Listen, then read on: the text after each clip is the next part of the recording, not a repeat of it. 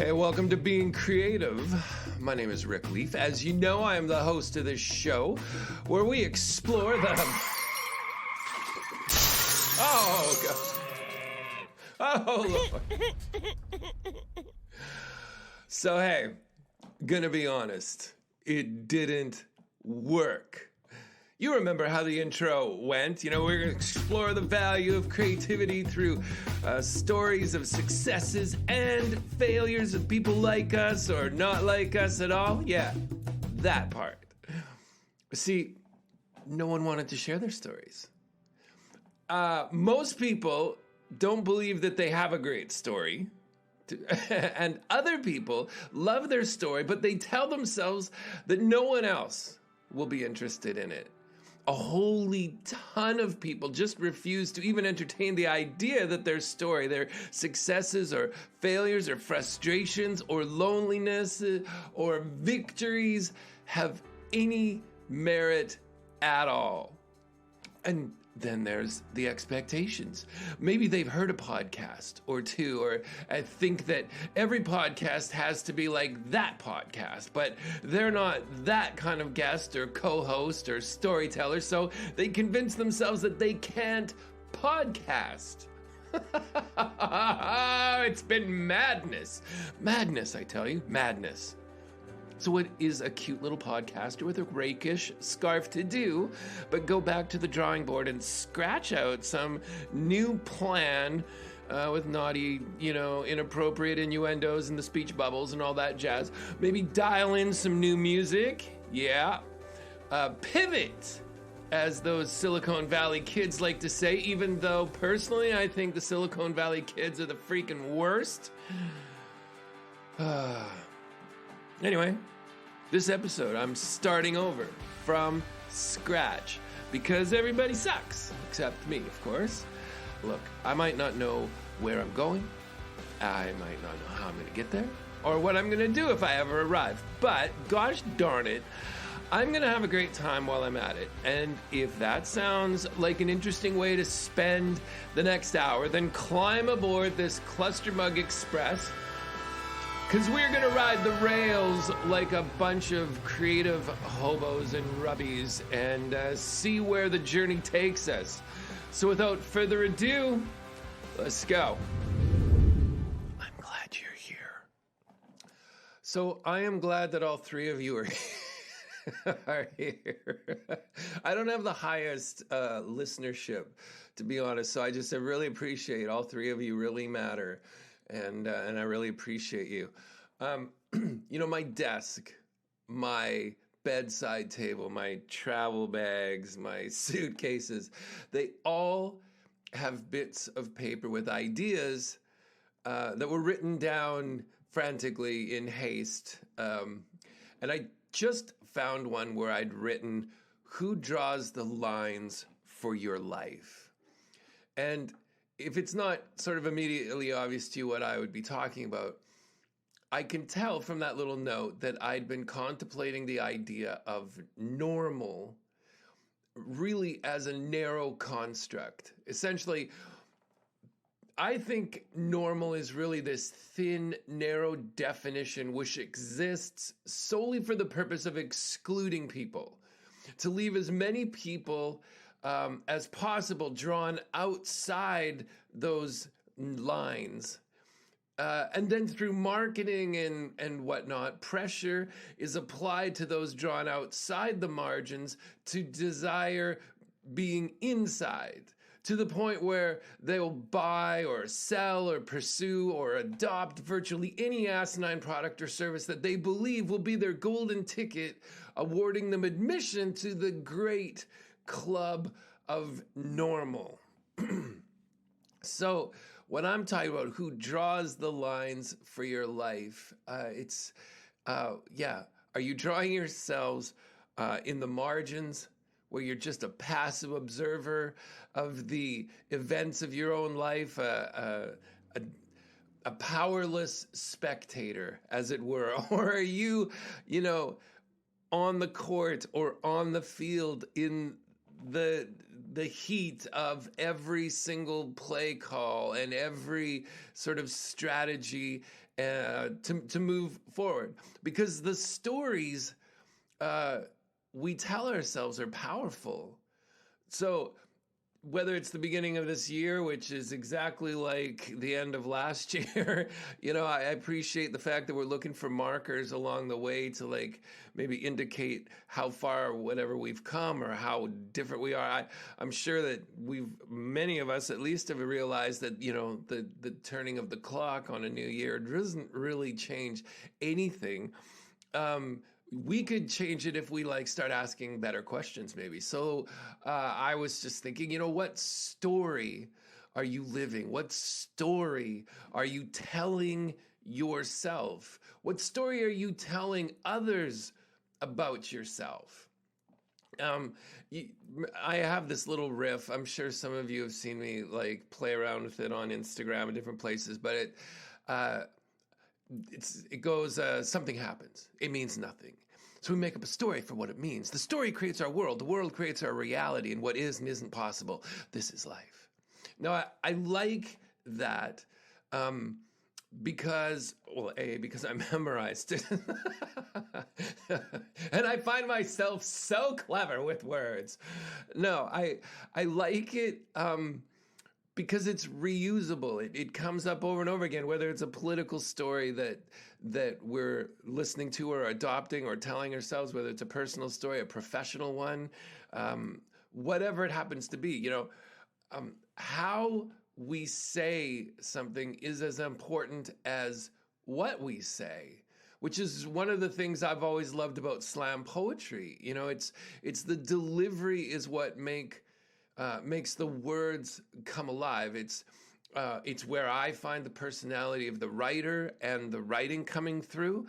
I also love slam poetry because it removes censors that shut many of us down.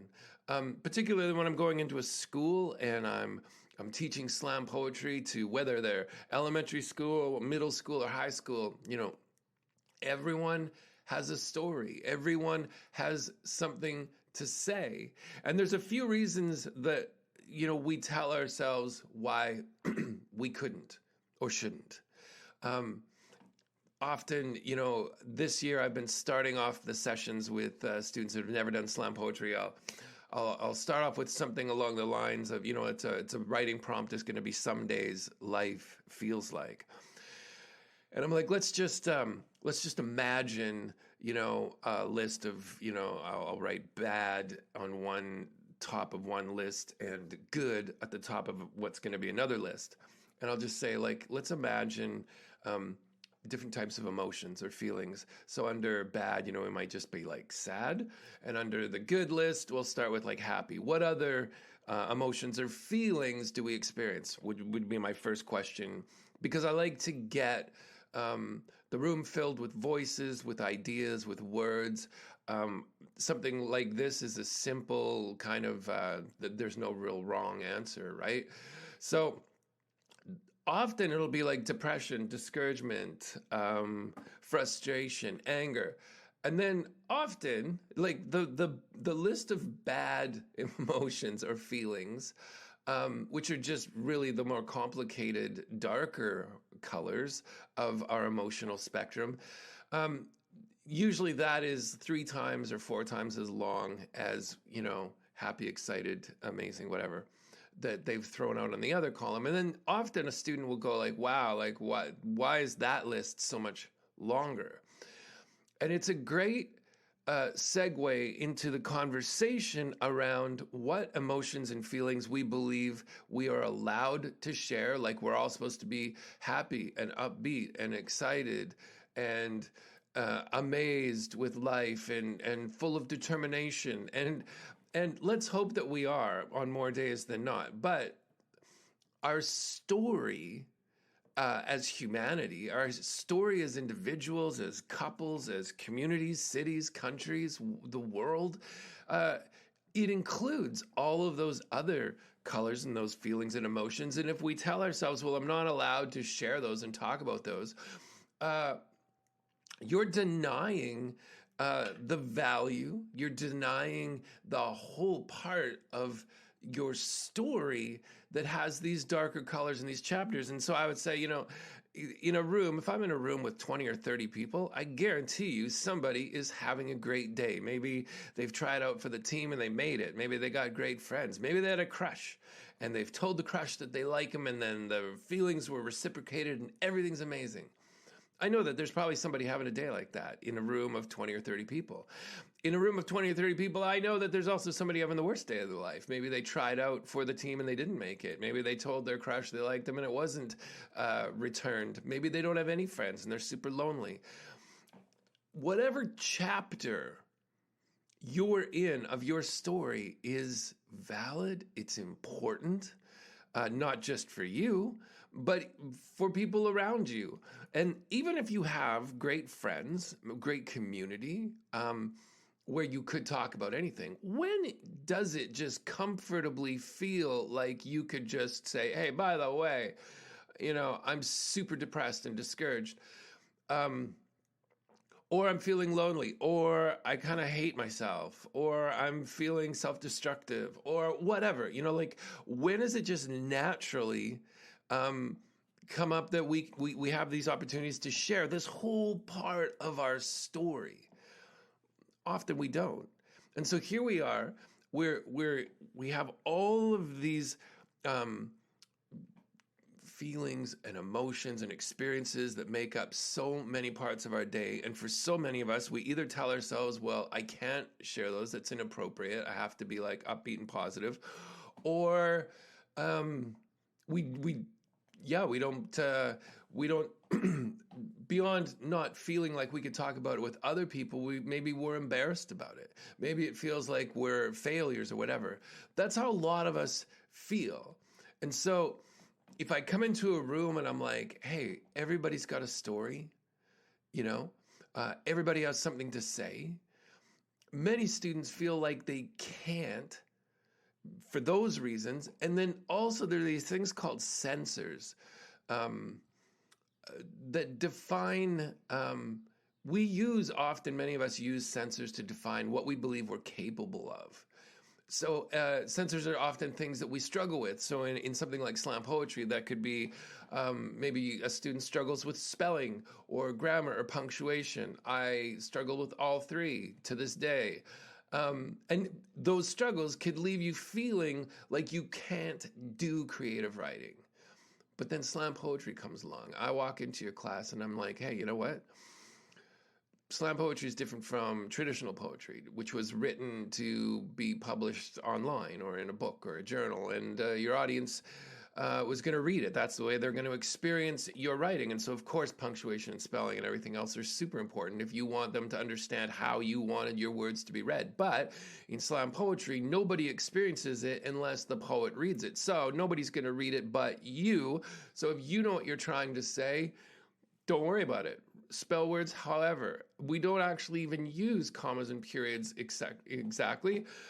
I teach students how to write a performance copy, which is much more like point form.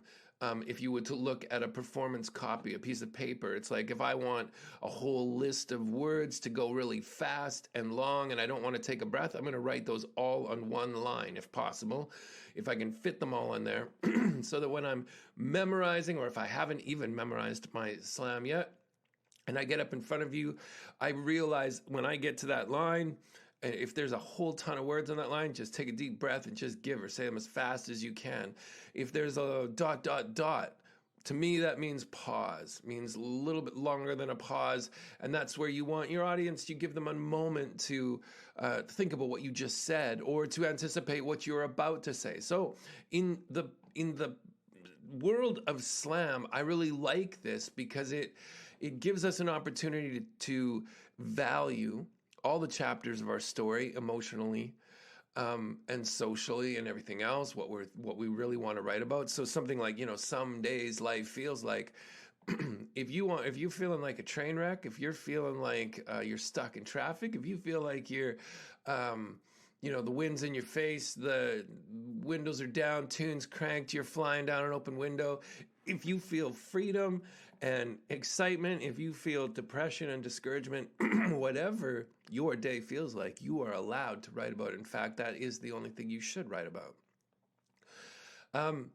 So it gives us this opportunity to write. It gives us permission to write about whatever it is that our story is about. It also gives us, I'll, of course, teach them some ways that I would approach creative writing, the ways that many writers approach creative writing, so that you find a way to figuratively work it out. It's so funny. In one of the schools I was in a couple months ago, there was this one eager young elementary student, and he wanted to write. I mean, he did. He wrote quickly. He wrote quickly and a lot, but he was so literal. He could not capture the concept of using imagery. So he'd be like, some days life feels like, a train wreck. He took that from, one of my writing prompts. Because my brother, John, punched me in the back of the head on the school bus, and it hurt right feet. And then he just goes very literally into tattling on his brother for beating him up on the bus. And I was like, hey man, this is your experience, this is your story. Well, maybe we could write about the feelings and the emotions and how, without necessarily throwing your brother under the bus. And make it, with imagery, something that other people could relate to. If your brother John hasn't punched them in the back of the head, maybe we could write this so that your experience says something to other people. But that particular kid could not wrap his head around it. And it was so funny because he just kept trying. He would rewrite it, and he would still be very literal about his brother John. So anyway, I give them some writing prompts. I give them this some tools for writing figuratively. And then we have, of course, the opportunity to get up and perform, which is really just spoken word, is just with your own voice, your words in your own voice, saying what you have to say in this world. It's a powerful experience for anyone of any age. And that's why poetry slams create a safe and supportive space to take a creative risk and share your story. That's one of the things, if you've never had a chance to go to a poetry slam, I hope, even if you have no intention of writing or performing, to go just once in your life and hear a room of poets who are able to bring their words alive with their performance and their voice and their body language. And it's, slam poetry is different from rap and hip hop because there's no music and there's no beats, and it's not like theater or acting because there's no costumes or props. It's just about words. Well, that safe and supportive space to take a creative risk, that creates a creative culture in classrooms or wherever it happens, and it changes everything for everyone. So that is that's one of the things about, sharing a story, even this story about this podcast. Being creative, I've made a point of pursuing creativity as a lifestyle, as a metric for success, for facing the challenges in my life, for celebrating the successes in my life. And it doesn't come without chaos and confusion, for sure. But I have to tell you, okay, just kind of changing the subject ever so slightly. Within the last month, I had the most bonkers meeting and experience that I've had in a long, long time, probably since I left church and religion, a decade and a half ago or 2 decades ago, or however long it's been. Because if I remember back then, there was lots of meetings where everybody was accusing everybody of everything. And this meeting, I'd been up in northern BC, working with an Indigenous community, filming for the week out in the bush. For this project. And when I came back, we were coming back to the city, I kind of just got dragged into a meeting, wasn't really going to have anything to do with me particularly. But I was there, and they're like, "Oh, sit in on this meeting," and it was a group of educators and people, indigenous traditional language educators, and they were talking about this curriculum that they were putting together to teach, to help teachers teach this traditional language in indigenous studies, and it was all very interesting. And I was sitting there, and creatively, I guess, one of these ideas popped into my head as they were talking about, how they were going to make somebody had said at the other end of the table, they were like, well, we want to make this curriculum easy for teachers to teach and interesting for students to learn. And so we're just trying to figure out how we could do that. And I kind of blurred out, I'm like, oh, I've written about 4 or 5 songs over the years, these school anthems that I do. And I said I've been in indigenous communities and schools, and I've been able to work with the traditional language elders to incorporate some traditional language into the songs that I'm writing with the students. And maybe I could do that for you. And I was telling them about this song, Setsani, which means be a friend in South Slavey. And I wrote this many years ago with the students from Chief Sunrise Education Center at Catlodeche First Nation. And that song became a whole video. It became a game that we developed for the video, and it was all about anti-bullying. And so that song is really catchy. It's easy to sing. It's got a cool call and response part to it. And so I've taught that song to tens of thousands of students across Canada. So it's like, Setsani means be a friend. Hey, what does Setsani mean? Okay, so anyways, I'll tell the story, blah, blah, blah, and I'll keep circling back to what does Setsani mean? And even by the end of the first time teaching them song, and we've sang through the song, if at the end of that song I'll say, like, what does Setsani mean? Most of that group will know it means be a friend in South Slavey. So I'm like, that's just one word. It's just captures one phrase, but maybe I could do that with you. Maybe I could write some songs for your lessons that work with you and incorporate. I'm like, maybe you have a word in your language that means be a friend. Well, this lady at the end of the table, she immediately had the phrase or the word or the words that meant be a friend in Beaver language. And so I was like, oh, see, that could be really great. And it was this exciting thing. So they're like, you know what? We're going to have a meeting with these educators in a couple weeks. Maybe you guys could kind of join us via, video conference and be able to do that. So this is the meeting, this first meeting that I was just kind of dragged into, but then, inspired me creatively and me sharing that kind of creative experience and idea got them excited. And so it's like, well, join our meeting and let's talk about it.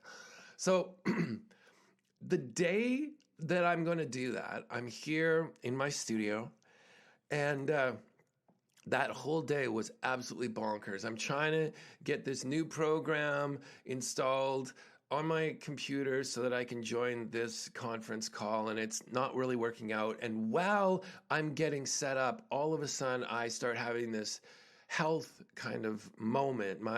In my right eye, I start getting these swirling kaleidoscope of lights that are kind of like they take my vision away, and I kind of freaking out. That's pretty alarming. Then it goes into my left eye. So pretty soon I'm like, whoa, what is going on? Like, what is happening to me? That lasts for maybe 5 or 10 minutes. And I kind of, it goes away, and I go call like my optometrist. I actually don't know, what is happening to me. So I call this optometrist and I describe to them on the phone what is happening, and they put me on hold, get the doctor. The doctor gets on the phone, asks me a number of questions, says, no, it sounds like it could be this thing called like a halo migraine. And if that happens at the back of your brain, it can affect your vision. And that's kind of what, so, okay. So I'm able to see again. I come back. This meeting is starting. I still haven't been able to get my thing to work. I can hear the audio, but when I try to join the meeting, my camera's not working. And I got 3 different cameras, and I'm trying different ones, and I'm plugging them in, and I still don't feel totally right. This whole, I can see, but I still feel kind of like wonky or whatever. Anyways, eventually the meeting starts, and so I basically say what, that conversation that had happened a couple weeks earlier. I kind of recap that because now there's a whole bunch. I can see everybody in this room. There looks like there's maybe 15 or 20 people in this room around this massive conference table. And I'm on some screen that they can't see me, but they can hear me. And so I give my little, it could be this, it could be that. And this woman, this is the most bonkers thing that's practically ever happened. This woman who I don't know who she is, like I think she's a teacher, but I don't know what her name is. I've never met her before. She launches into essentially a TED Talk kind of a presentation that begins with, the problem with Rick Leaf is... And then she launches into this really passionate kind of presentation about what's wrong with me.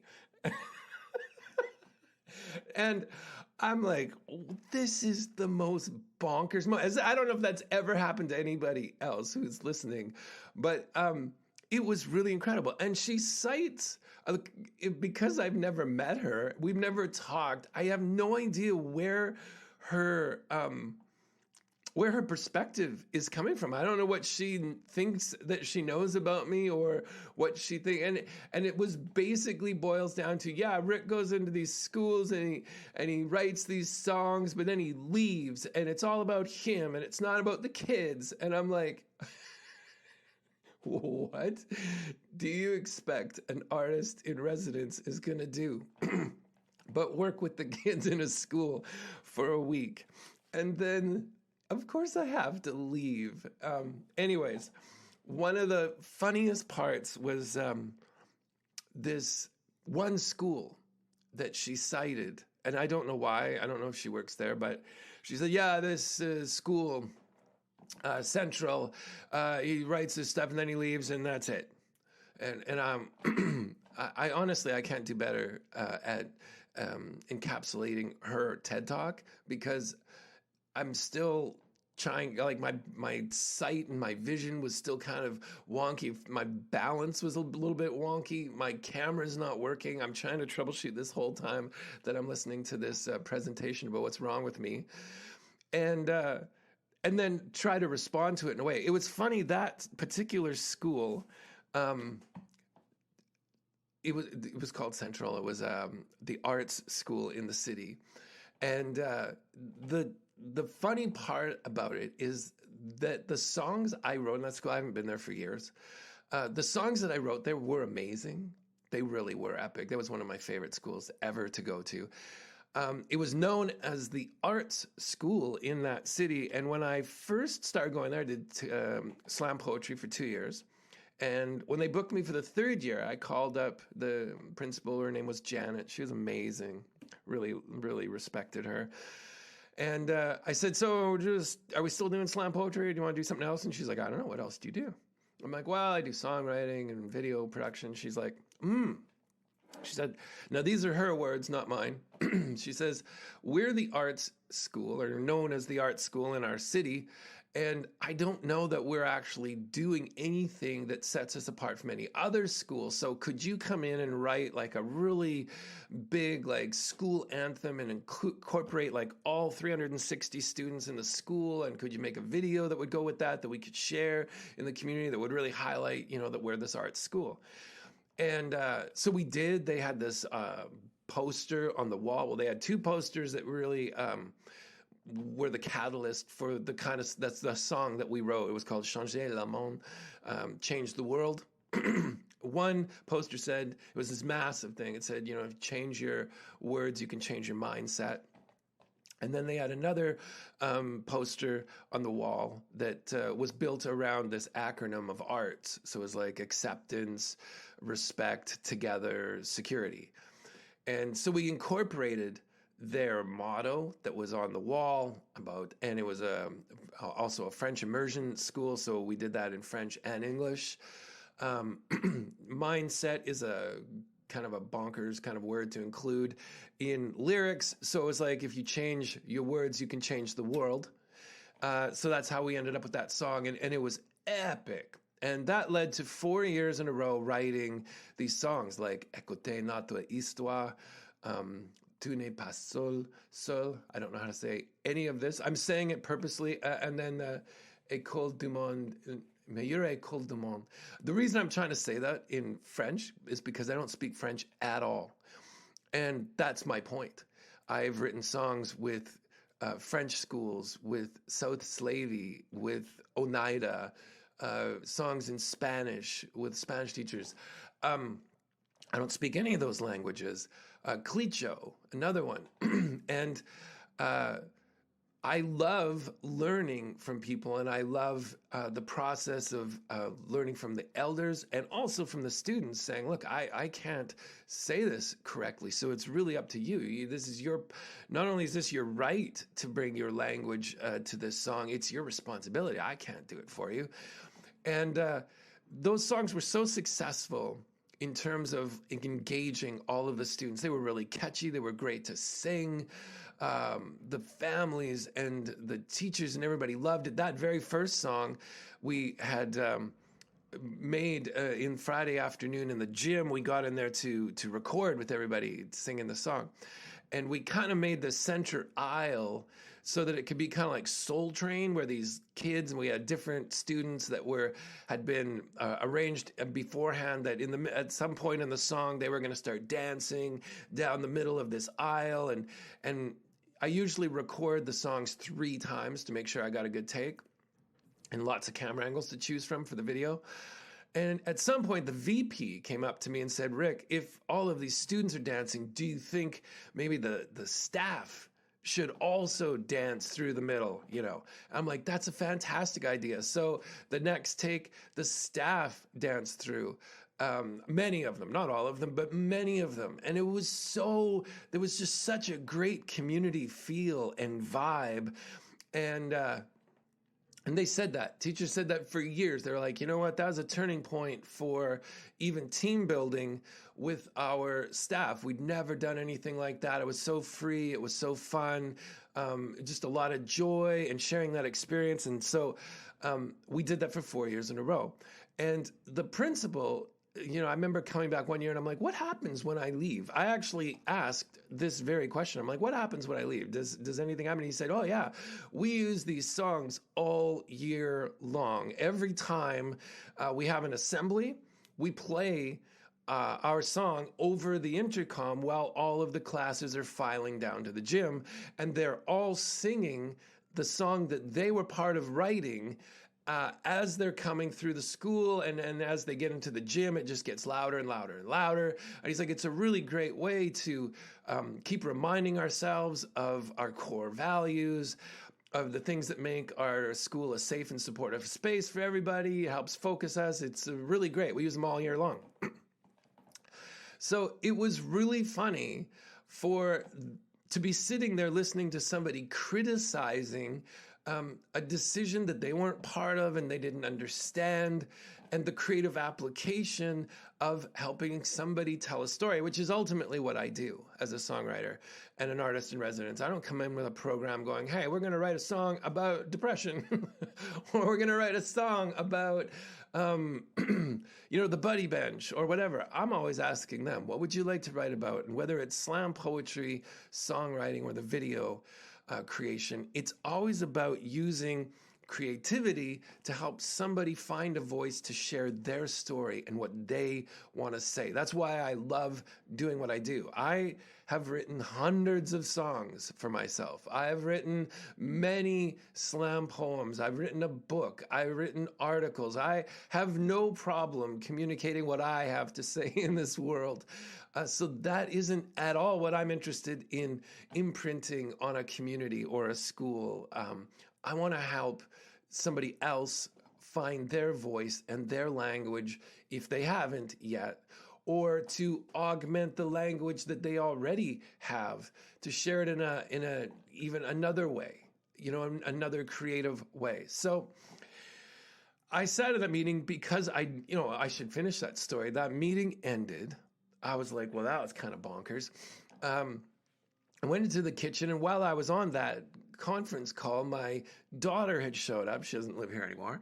She showed up, stopped in to see the dog and have a little lunch. And I'm trying to tell her about it. And then I'm trying to tell her about this kaleidoscope of lights that had happened.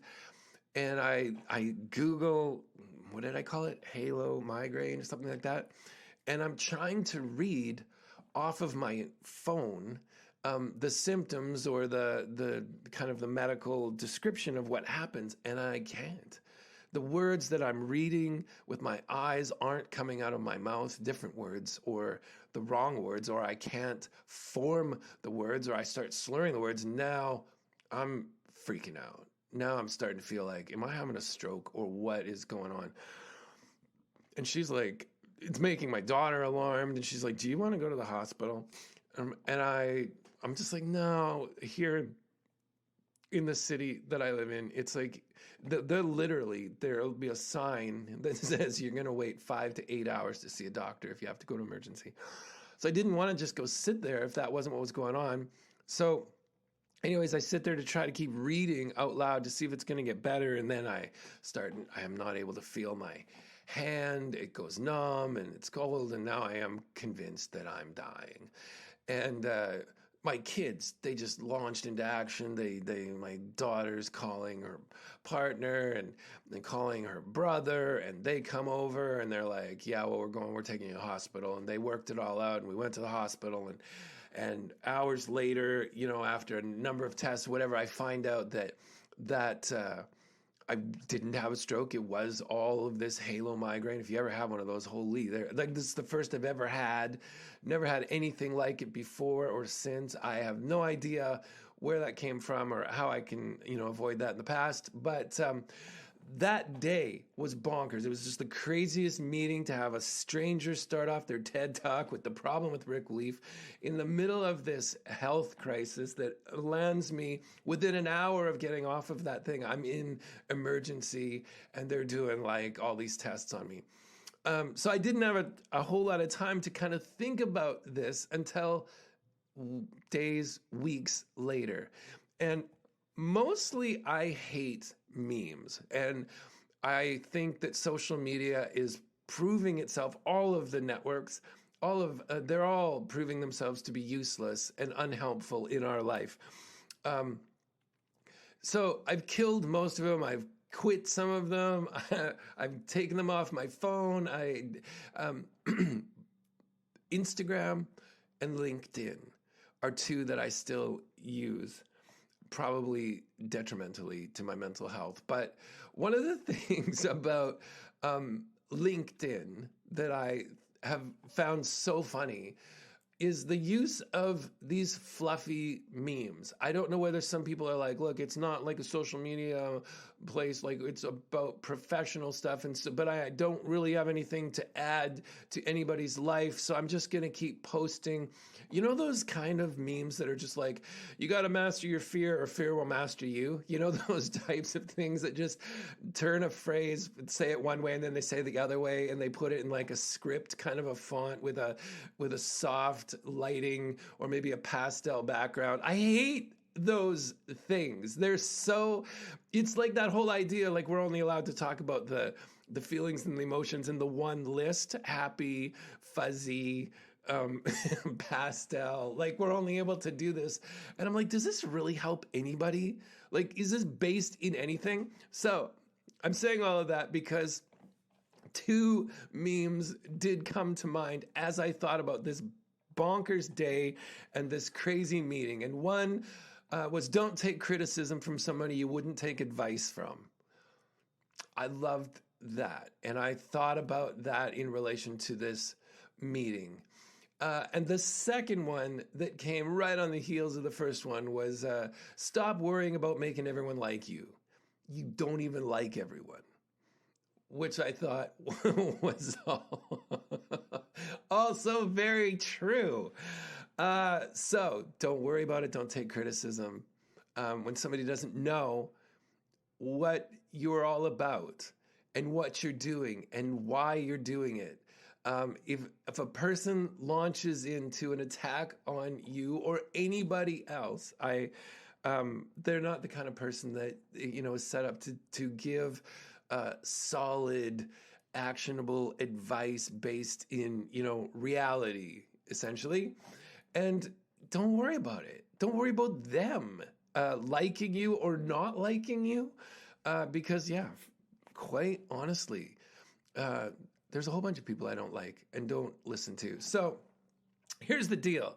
This podcast, starting out about celebrating, when I say that it didn't work out, I didn't want to sit here by myself and talk to the three of you. I had a better, bigger vision for what kind of revolves around the experience of being creative, because being creative is about risk taking. It's about flying by the seat of your pants. It's also about being very purposeful and intentional about the decisions that you make, about really taking stock of your creative skill set and your experiences and your education, and bringing all of that to bear on the problems that are facing you, whether it's here at the beginning of the year or just you personally or professionally or whatever else. I was on the hunt for somebody who would join me and share their experiences. And I realized there's a couple reasons, all those things that I said right off the top. Some people don't believe they have a story. Some people don't believe that their story would have any interest to anybody else. Other people compare their story or the way they would share it to somebody else that they like, which is fair. We all have people that we like, comedians and artists and movies and actors and painters. We all have a style that we like. And maybe it's even human nature to want to emulate that or be like that. But often, the people that I like, I'm not like them at all. I just like the way they have found their personalities to tell their story or their perspective on the world, which is all I wanted to do. I realized that was hard. I wasn't going to be able to find, I asked a bunch of people and they just never really resonated with anybody.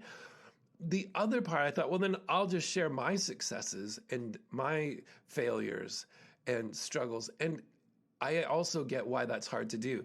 It's hard to share your failures or your struggles without feeling like you're whining or complaining,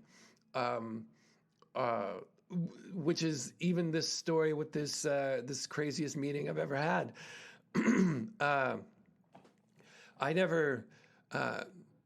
To me, I wanted the story to be kind of how bonkers that whole morning was and that whole moment, and also just like the takeaway of those sort of like criticism's going to come from someone. Normally, people who and work with and have cause and reason to see you every day and have such a strong opinion about you. I think it's kind of rare that strangers, maybe it's not. Maybe in this day and age, maybe we just have really strong opinions about everybody, including people we don't know. That's kind of stupid if you think about it. But anyway, and then the idea of stories. So this was my takeaway, that for myself, that it was like, if I can't find somebody else who wants to sit in and share their success and failures, then I'm going to do it myself. Fair enough. And I want to share both, but it's really going to be the stories, and that's fine, because what I've learned is, you could try to live a small story. And by small story, I don't mean being content with your lot in life, or that you don't, I don't mean small as insignificant. I mean small as in never dream, never risk. Try to isolate yourself or insulate yourself from disappointment or criticism, because criticism and disappointment is inevitable. Those chapters, those days from that list of like sadness and frustration and loneliness and despair, those are part of life, and how we deal with those disappointments and that loneliness is what defines us and our hope, because hope isn't tethered to success or failure. Success isn't, it's buried. Hope is buried deeper than our darkest fears. You know, it flies higher than any momentary success. It just transcends that. It's a bigger thing. And that's the part of life I would love to continue to explore. Hopefully, you know, as I was trying to think, how am I going to do this? You know, how am I going to, and something that somebody just said the other day in passing really jumped at me. They're like, done is better than perfect. And that's how I feel about this podcast. Getting an episode done, sharing it is way better than sharing it perfectly, or perfectly mapping out how I want to say everything in the best possible way. That doesn't exist. So here we are, completing something, sharing something, that journey. Man, I'm so glad all three of you are here. You guys rock. You're the best. And I really love Ian McKellen's little reel recently that I saw on Instagram where he's talking about calling people love. Where are you off to, love? I don't really get it. I love that, you know. Thanks for listening, love. Yeah, I'm going to try that out. I'm going to see if I can make it my own in some way. So, hey, we're in it together. All four of us, me and the three of you. Because being creative, it's a mindset, it's a lifestyle. This, I still believe, it produces an energy that empowers resiliency and the confidence to face the challenges that life throws at us, all of those dark, lonely chapters, as well as the good, happy, festive ones. And it's this process that creates momentum, and it's what I want to create and carry into this next season of life. I hope it is for you as well. I hope you enjoyed today's little episode. Feel free to leave a comment or ask a question, because we have to remember we're capable of infinitely more than we give ourselves credit for. So, until next time, carry on. Love.